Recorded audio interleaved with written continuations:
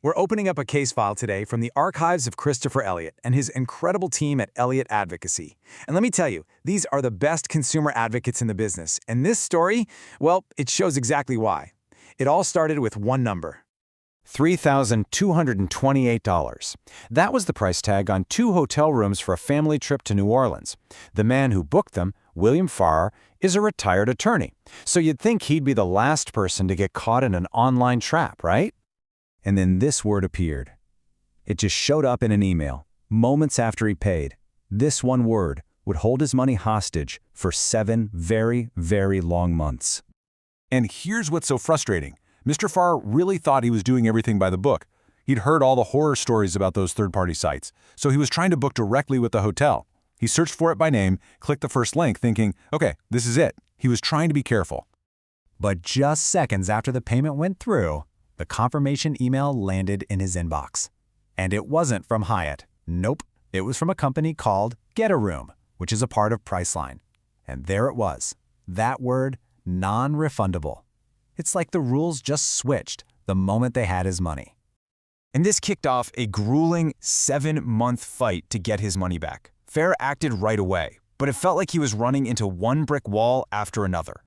I mean, just look at this timeline. Minutes after booking, he's on the phone to cancel. Getaroom says, sure, it's canceled, but they refuse to refund the money. So he does the next logical thing, files a credit card dispute. Bank of America denied it, so he tried again. Denied. A third time? Denied again.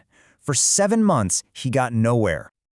Okay, so before we find out how this ends, we really need to pull this trap apart. How could a careful person get caught like this? And why did the whole system, the one that's supposed to protect you, fail him so completely? This is the big question, right? We have a retired attorney, someone who knows his stuff. He acted immediately. He had a completely legitimate complaint.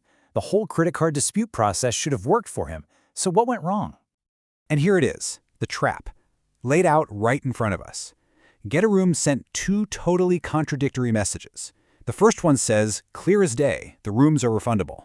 But then a follow-up email claims the exact opposite. And that confusion, that was the weapon they used to win the bank disputes, creating just enough doubt for the bank to side with them. But the confusion didn't stop there. When you look at the paperwork, you see 4 different companies were involved in this one booking. This complicated web lets them pass the buck, bouncing customers from one department to another until they just give up. As Farrar himself said, I still don't know who actually had my money. All right, this brings us to the most important part of this whole story. How do you stop this from happening to you? Based on what happened here, Christopher Elliott's team put together some key strategies to help you avoid these kinds of traps.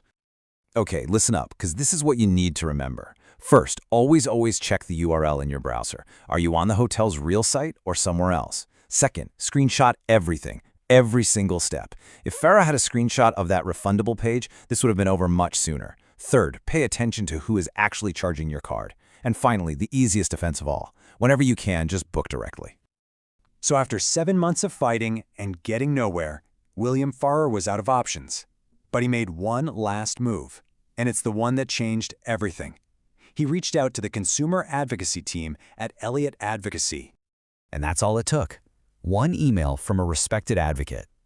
After all of Farrar's phone calls and formal disputes failed for more than half a year, this single action completely broke the stalemate. So, did it work? What was the final outcome after all that? After Christopher Elliott's team stepped in, Priceline issued a full refund. The entire $3,228 was returned. The company tried to claim the delay was because of the credit card dispute, an excuse that Farrar, well, he correctly called complete BS. You know, the man at the center of all this really said it best. I'm pretty sure most consumers would not be as tenacious. And he's absolutely right. Most people would have given up. This case is just such a critical reminder of why you have to be persistent, why you have to document everything, and the incredible difference a skilled consumer advocate can make when you're up against a corporate wall of denial.